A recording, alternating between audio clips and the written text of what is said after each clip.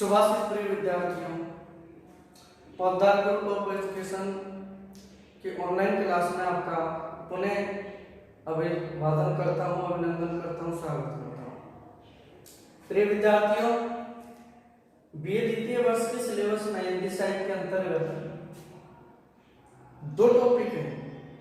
एक तो नाटक, उसका उद्भव और विकास, जो हम पिछले वीडियो में पढ़ चुके हैं।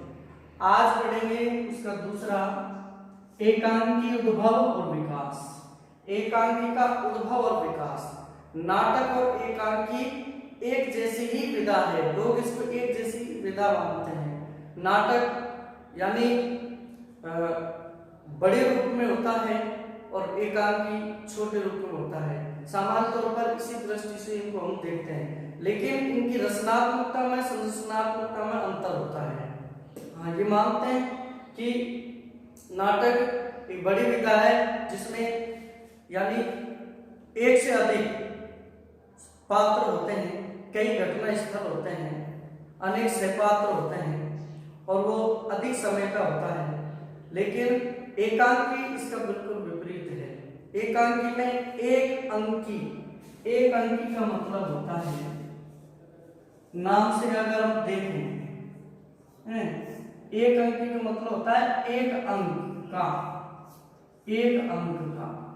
अब एक अंक का मतलब होता है ऐसी विधा जिसमें एक ही अंक हो, यानी कोई एक छोटी घटना, एक छोटा प्रसंग, छोटा खंड जिसको एक ही स्थान पर अभिनीत किया गया, मंचित किया गया हो, और जिसमें छोटी घटना में छोटे स्थान पर एक अंक में समाज की कोई एक विशेष विषय को लेकर उसको लोगों को तुरंत बता दिया गया हो, ये ऐसी विधा है एकांकी। एकांकी में एक से तीन पात्र हो सकते हैं, एक से तीन पात्र हो सकते हैं, ये विधा है। एक पात्र का भी एकांकी हो सकता है और दो या तीन पात्र भी हो सकते हैं, है ना। तो दो प्रकार के एकांकी होते हैं। एक तो होता है एक अंक या एक स्थान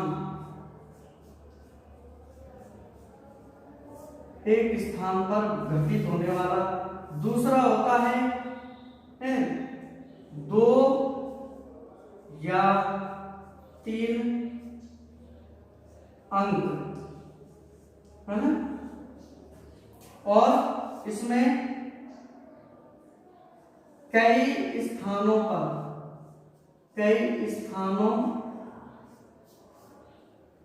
की घटना, कई स्थानों की घटनाओं को हम जब एक जगह व्यवस्थित करते हैं और छोटे रूप में प्रदर्शित करते हैं तो वो इससे बड़ा थोड़ा सा विस्तृत रूप हो जाता है। और कुछ एकांक ऐसे होते हैं जो एक ही अंक के होते हैं और एक ही स्थान पर वो शुरू होते हैं, वही उसी स्थान पर पूरे हो जाते हैं। अब देखते हैं, सर्वप्रथम बात करते हैं हम इसकी कि इसका उद्भव और विकास कैसे हुआ है। तो ये देखते हैं, हम जानते हैं एकांकी, हिंदी साहित्य एकांकी विधा पाश्चात्य संस्कृति की देन मानी जाती है। पाश्चात्य संस्कृति की देन, पाश्चात्य साहित्य की देन मानी जाती है। वहां पाश्चात्य संस्कृति में इस विधा को वन एक्ट प्ले कहा जाता है, यानी एक अंक का छोटा प्ले वन एक्ट प्ले कहा जाता है। एकांकी नाम से ये स्पष्ट हो जाता है कि वे सामान्यतः लघु कलेवर का है जिसमें एक अंक होता है, यानी छोटे कलेवर का है जिसमें एक अंक होता है। सिर्फ एक अंक का विधा को एकांकी माना गया है। और एक अंक के अंतर्गत एक दृश्य या एक से अधिक दृश्यों को समेटा जाता है। या तो एक ही दृश्य होता है या किसी घर का पारिवारिक एकांकी हो तो परिवार के अंदर का यानी घर का दृश्य वहां और उसके सदस्य उसके पात्र हो जाते हैं, है ना। एक दृश्य एक आदि दृश्य हो सकते हैं। दो रूप से एकांकी मंचन उपयुक्त नाट्य विधा तो है, पर इसे नाटक का लघु रूप माना जाता है और या उसका अंश माना जाता है। लेकिन इसी संरचना और इसकी जो बनावट है उस आधार पर इसे नाटक से बिल्कुल अलग विधा है, नाटक से बिल्कुल अलग विधा है। अब जैसे महाकाव्य और खंडकाव्य को ले लेते हैं, ये दोनों एक जैसे लगते हैं लेकिन इनमें अंतर है, ठीक है ना। उपन्यास और कहानी को ले लेते हैं, उपन्यास एक वृत्त कथा है, कहानी है उसका छोटा रूप है। इसी प्रकार नाटक का लघुतम और आंशिक जो प्ले है वो एकांकी कहलाता है, ठीक है ना। अब देखो एकांकी नाटक का छोटा रूप में होकर संकुचित क्षेत्र और सीमित परिवेश ही नाट्य विधा है। संकुचित क्षेत्र और सीमित परिवेश ही उसकी नाट्य विधा है, और जिसमें जीवन के एक ही पहलू को चित्रित किया जाता है, एक ही पहलू को, एक ही पहलू को चित्रित किया जाता है। किसी जीवन के एक घटनाक्रम को, एक छोटे विषय को चित्रित किया जाता है, और इसमें छोटा ही कार्य करना पड़ता है, लेकिन अल्प समय में मानव जीवन की झांकी दिखा देना ही एकांकी का मूल उद्देश्य है। छोटे समय में कम पात्रों के माध्यम से, एक दृश्य के एक अंक के माध्यम से ही जीवन की बहुत महत्वपूर्ण विषय को दर्शा देना, बता देना ही एकांकी का मूल उद्देश्य माना जाता है, ठीक है ना। इसका एकांकी का मूल उद्देश्य। इसके विपरीत अगर नाटक में हम देखें तो जीवन का विस्तार, जीवन के असीमता, जीवन के वैविध्य को समेटा जाता है। वस्तुतः विस्तार में मुख्य कथा, सह कथा, उपकथा आदि होते हैं, लेकिन एकांकी में ऐसा नहीं होता। अब एकांकी का उद्भव, अब हम देखते हैं एकांकी का उद्भव क्या है।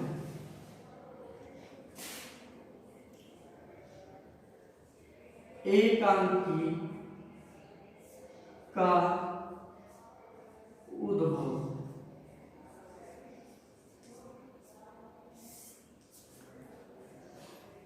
एकांकी का उद्भव सर्वप्रथम अगर एकांकी के बारे में हम देखें, इसका उद्भव कहां से हुआ, तो पाश्चात्य साहित्य से इसका उद्भव माना जाता है, क्योंकि 10वीं शताब्दी के मिराकल्स और मॉरलिटी जैसे नाट्य को मिलती है। 10वीं शताब्दी में, है ना, मिराकल्स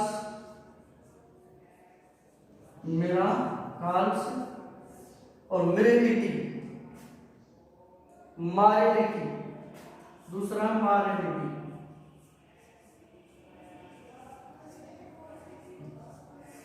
मॉरलिटी जैसे नाट्य रूपों में इसका प्रदर्शन देखा जाता है, नाट्य रूपों में इसको प्रारंभिक अवस्था में देखा जाता है 10वीं शताब्दी में। पाश्चात्य साहित्य में इसे मिराकल्स कहा जाता है, मॉरलिटी के रूप में इस एकांकी का रूप देखा जाता है, इसका प्रदर्शन देखा जाता है। और जो उस समय जिनमें धर्म प्रचार के लिए ईसाई संतों के, अब ये मिराकल्स और मॉरलिटी क्या था, जो ईसाई होते थे, ईसाई होते थे, उनके धर्म प्रचार के लिए संतों का चरित्र, इन छोटे छोटे मिराकल्स और मॉरलिटी के रूप में जो संतों का चरित्र यानी लोगों को दिखाया जाता था पश्चिम संस्कृति में, पश्चिम साहित्य में, है ना। और उनके धर्म से संबंधित जो कार्य हैं और उनके उपदेश हैं, उनको विषय बनाकर मिराकल्स और मॉरलिटी के रूप में प्रारंभिक दौर में पश्चिम साहित्य में इसको दिखाया जाता था। लोगों में इसके प्रति जबरदस्त आकर्षण पैदा हुआ। 17वीं और 18वीं शताब्दी में नाटक देखने वाले लोगों, जो जनता थी, उनमें नाटकों के प्रति अभिरुचि अधिक थी, लेकिन धीरे धीरे क्या हुआ, धीरे धीरे कंटेंट रेंजर, एक शब्द आता है कंटेंट रेंजर। इस शब्द का मतलब क्या है? कंटेंट रेंजर का मतलब होता है मुख्य दृश्य।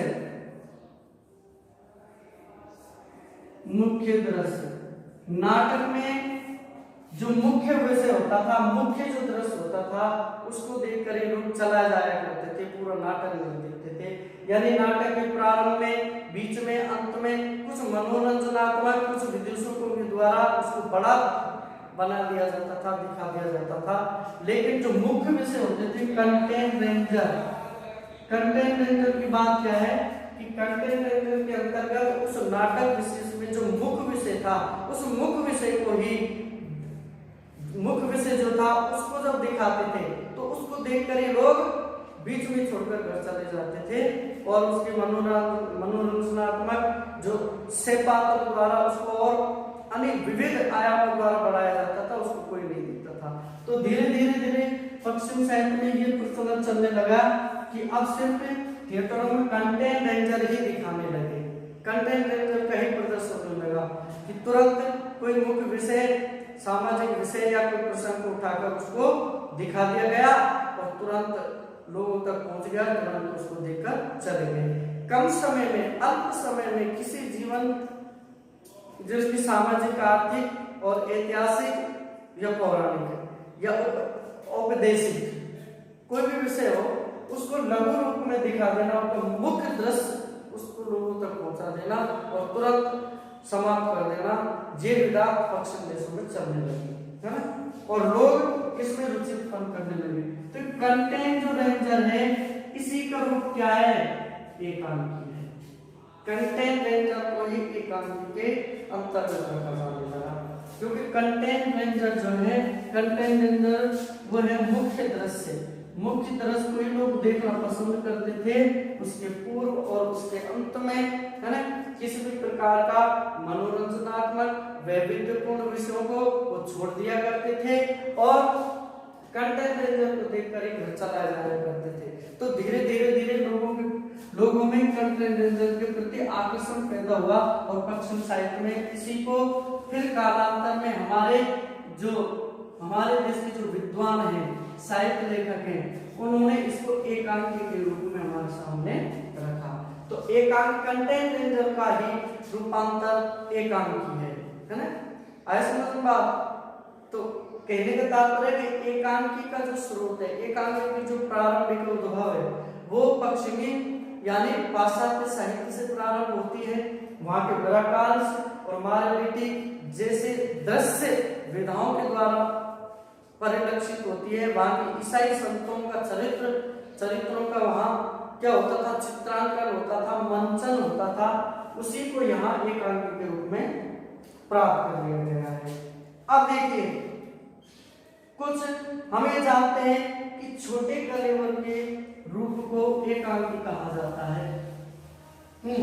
नाटक और एकांकी में हम सामान्य तौर पर लोग क्या देखते हैं कि नाटक एकांकी एक जैसी ही विधा है, नाटक बड़ा होता है और एकांकी छोटी होती है। ये बिल्कुल बात सत्य है, लेकिन इसकी संरचना में और इसकी मौलिक जो विविधता है उसमें अंतर होता है। क्या होता है कि एकांकी एक अंक की विधा है, एक अंक की विधा है ना, जिसमें 1 से 3 पात्र हो सकते हैं, पात्र होते हैं और एक या 2 से 3 स्थान हो सकते हैं, ठीक है ना। अब यानी 10 मिनट का है एकांकी, 10 मिनट में इसे पूरा कर लिया जाता है। 1 से 3 पात्र हो सकते हैं, 1 या 2, 1 से लगाकर 3 स्थान हो सकते हैं एकांकी में। अब ये 1 से 3 स्थान वाले जो एकांकी हैं, ये उस घटना में, उस लघु कहानी में विविधता, रुचि और कोलाहल पैदा करने के लिए इनको डाला जाता है, ठीक है ना। अब देखिए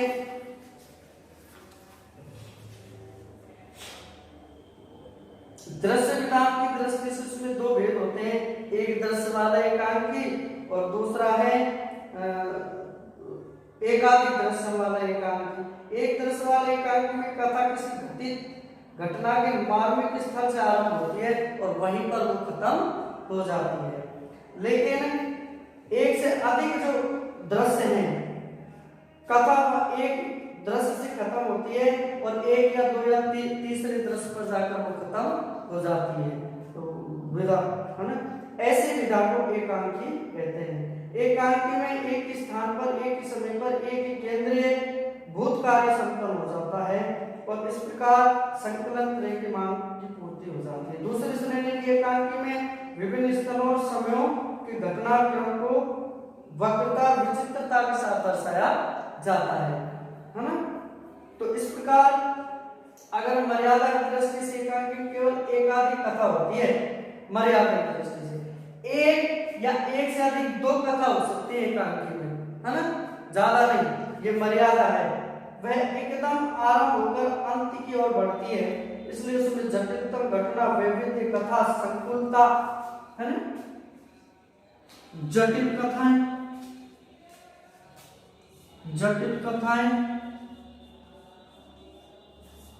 ठीक है ना, विविधता,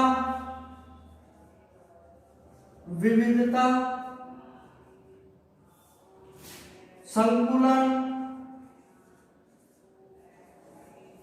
ये आदि जो गुण है एकांकी में ये पाए जाते हैं और कथा को ये आगे बढ़ाने का काम करते हैं।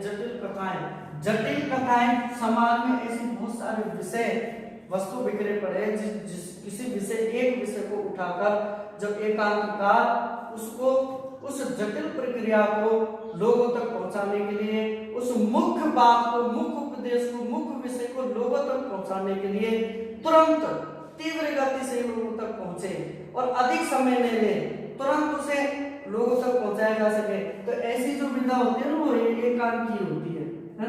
एकांकी 7 से 10 मिनट की हो सकती है, जिसमें एक या 3 पात्र होते हैं, जिसमें अंक भी एक ही होता है। कई एकांकी में 1 से 3 अंक भी हो सकते हैं, है ना। तो इस प्रकार के जो विधा होती है हिंदी साहित्य में वो एकांकी है। वो क्या है? एकांकी है। तो ये तो इसका हो गया उद्भव, है ना। अगर हम विकास की बात करें, हम विकास देखते हैं हिंदी साहित्य में बहुत सारे एकांकीकार हुए हैं। राम कुमार वर्मा जो हिंदी साहित्य के मुख्य एकांकीकार हुए हैं।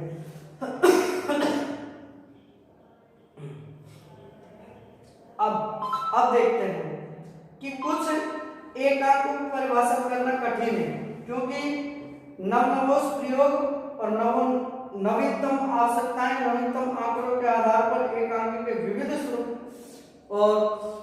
स्वरूप हमारे सामने प्रकट होते हैं। इन संसाधनों के कारण इसमें और अधिक वैविध्य और विस्तार हो रहा है।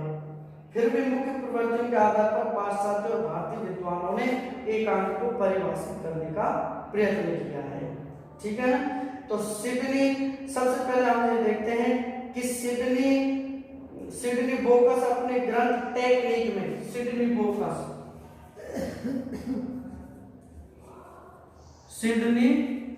बोकस ये पाश्चात्य विद्वान हुए हैं, है ना। और इसमें इनकी ग्रंथ था टेक्निक में वन एक्ट प्ले, वन यानी वन एक्ट प्ले,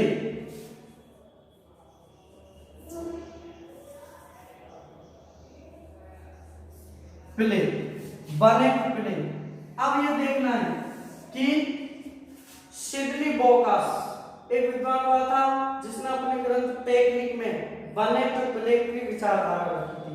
उस वन एक्ट प्ले को ही भारत में किस रूप से जाने लगा? एकांकी के रूप में, है ना, एकांकी के रूप में जाने लगा। अब धीरे धीरे क्या होने लगा है,